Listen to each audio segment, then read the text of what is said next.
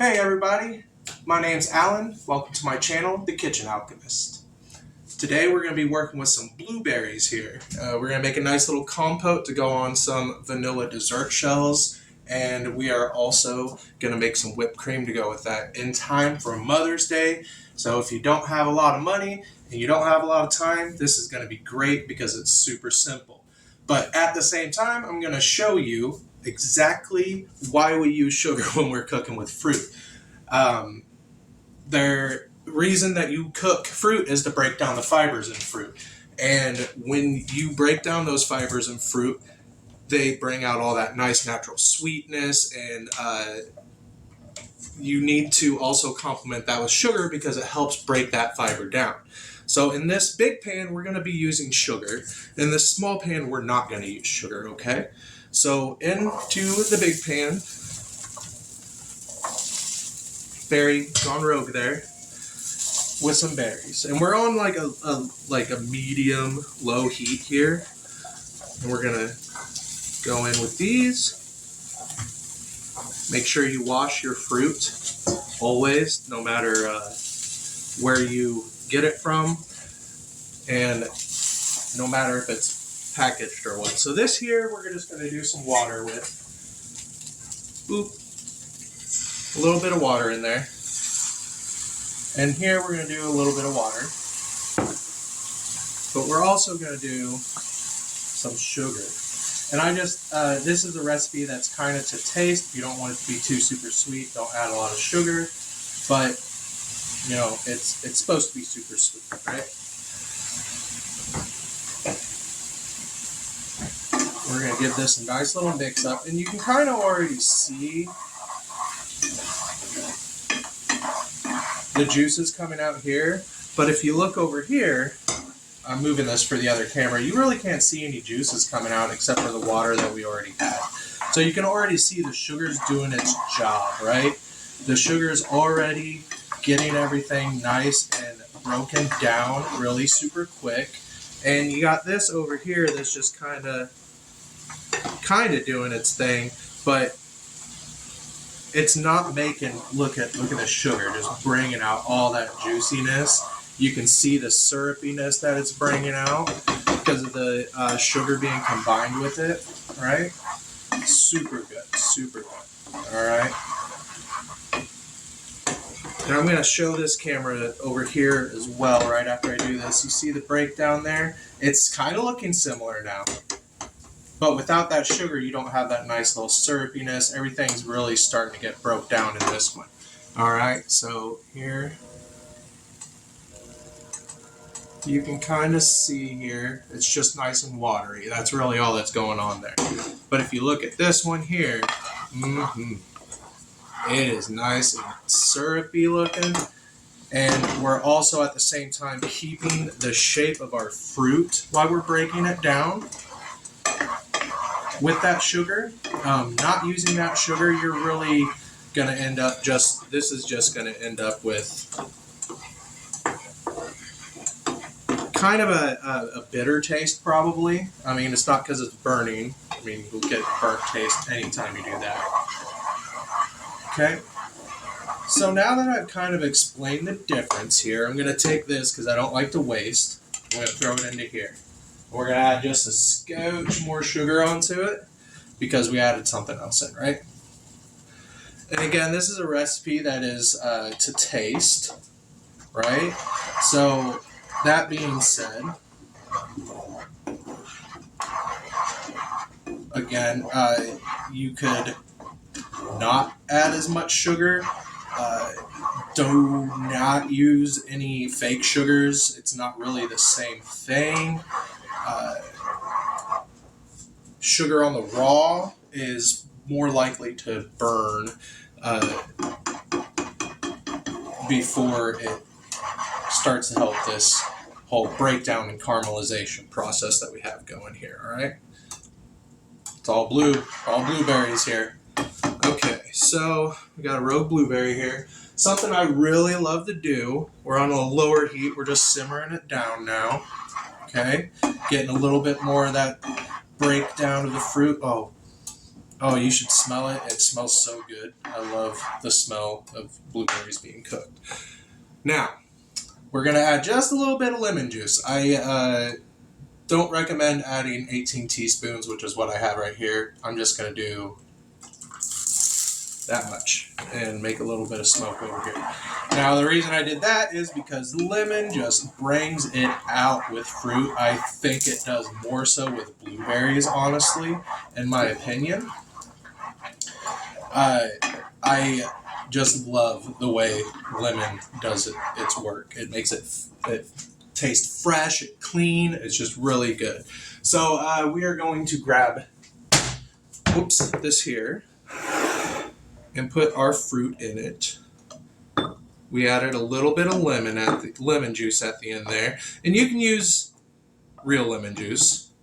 I did not use real lemon juice because that's not what I had in the cabinet. Okay, we're going to grab another thing here a little bit. Too much. All right. We got our lovely cooked blueberries here now. Okay. Boom. Now, with blueberries, I recommend getting all that stuff washed as soon as you can, which is one thing we will be doing. We're going to shut our heat off now and move this bad boy off to the side because we don't need it right now. All right. And we're going to move these off to the side. We're going to keep our sugar because we'll need just a little bit of it. And going to do a little cleanup here. Blueberry everywhere. All right. So now we're going to bring in our ancient mixer. All right. So we got our ancient mixer here because I do not have one that's any better. This one came to me free, and we're not going to argue with free, right? So we got our heavy whipping cream right here. I got a cup and a half here. Pretty simple. We're going to start a little low. We're going to put our whipped cream in.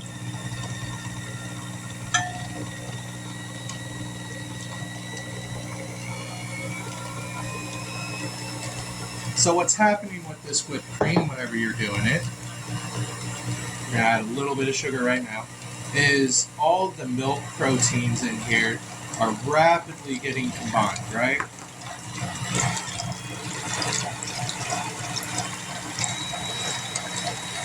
Be careful with your speed, know your equipment, know your mixer.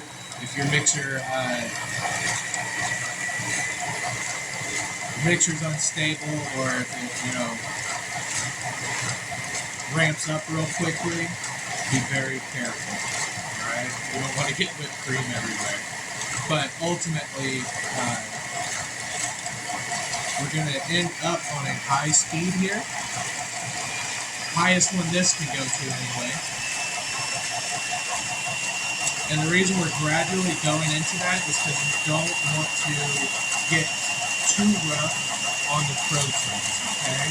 And you can kind of see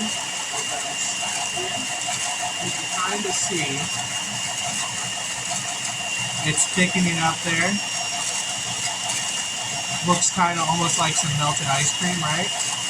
And you see that drip we got there? We're going to pay attention to that so we know when our whipped cream is done, right?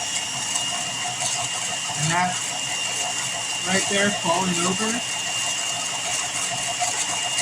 is right on par with what we want. It just flops a little bit, okay? So now we got ourselves some lovely whipped cream. Okay, and if you got kids, let them have these. That's what my mom always did for us, my grandma. We're gonna move this off to the side, and then we're gonna build, okay? This, your whipped cream, I would recommend to chill for about an hour at least, just so it's nice and cold. I always like to let my heavy whipping cream stay out just a little bit before I use it. All right, what I'm doing right now is a fold in for everything that was on the side. As you can see, we're still keeping this nice whipped cream shape here. And the little bit of sugar in there, that is, you know, to your liking. That didn't do a whole lot for what we did here. Otherwise, you know, no sugar in there, it's just going to taste like plain old cream. Otherwise, make sure you add it before it gets to this point, because once you put sugar in here, it will kind of deflate a little bit, okay? So we're going to build, like I said, this chill for an hour first. All right, and now we build. Sorry for the skip there. We're going to take our vanilla dessert shells, which you can get at probably any local grocery store. You can definitely get them at Walmart. You don't have to get fancy if you don't want to, but you can use your whipped cream here. As you can see, we still have a nice shape to it. Looks very good. You can use any technique you want. You can pipe it on there if you have frosting bags and piping bags and stuff like that. You can get fancy like I am here and just turn it into a round thing. Or you can just plop it on there because it'll still look pretty. Anyway, we got our compote here. Nice and has the berries at a very nice texture still. There's still some whole ones in there. It's nice and broken down, good and syrupy, and nice and sweet. You can warm this up a little bit if you want, but fair warning, it will melt your whipped cream. So we're going to make sure we get a generous amount in the middle there, because there's a little well, if you will, on it. And you can really just kind of put as much as you like on there. And this is going to be for my wife, who is a fantastic mother, and she doesn't care how fancy it looks or what. So we're probably just going to do one of these because she loves it. All right, and there you have it. Okay. Beautiful, lovely for Mother's Day. Nice and sweet, quick, and cheap. Okay, so all you sons out there who forgot stuff last minute, you can at least make your mom a delicious meal for under $10 for sure. Or a delicious dessert, rather, not a meal. But there we are. Thanks for watching, everybody. Hey everybody, thanks for watching the video, and I hope you enjoyed it. I really hope I did what I set out to do, which is show you guys what sugar is doing essentially whenever you're cooking fruit with sugar. And I hope I got a good display of the difference of the two, of cooking with sugar and without sugar. So if you guys have any tips or tricks or suggestions, whatever, what have you, I got broad shoulders. You aren't going to hurt my feelings. Love constructive criticism, and anything that can make this channel shine, I would love to hear. Okay, so yeah, thanks for watching, and I just want to give a real quick shout out. Since it is Mother's Day, I would like to say thank you to all those mothers out there. You are all legends for putting up with the bull that you guys got to put up with. And yeah, just thanks. Just from the bottom of my heart, thanks to all the mothers out there. All right. So like and subscribe if you like what you're seeing. I'll have one video every week. And yeah, I'll see you on the next one.